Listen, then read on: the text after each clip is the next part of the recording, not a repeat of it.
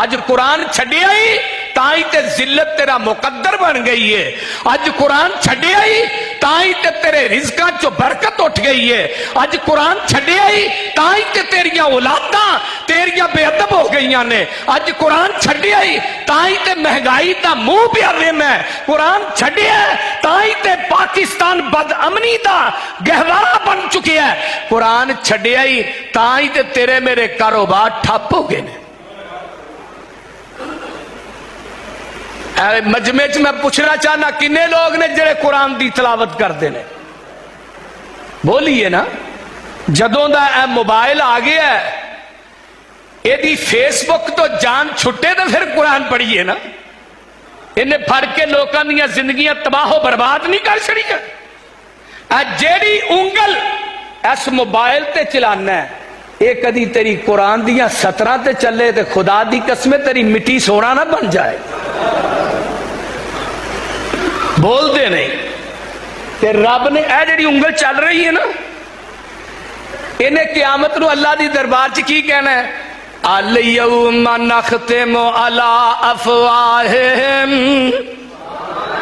وَتُكَلِّمُنَا أَيْدِيهِمْ وَتَشْهَدُ أَرْجُلُهُمْ بِمَا كَانُوا يَكْسِبُونَ۔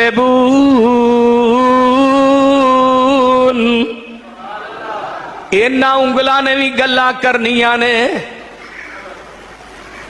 اے انگلاں نے ایتھوں آواز آنی ہے، انہاں نو زبان مل جانی ہے، تے جیڑی زبان اج چل دی ہے تے مور لگ جانی ہے، پیراں نے بھی گلاں کرنیاں نے، تیرے جسم دے لو نے تیرے خلاف گلاں کرنیاں۔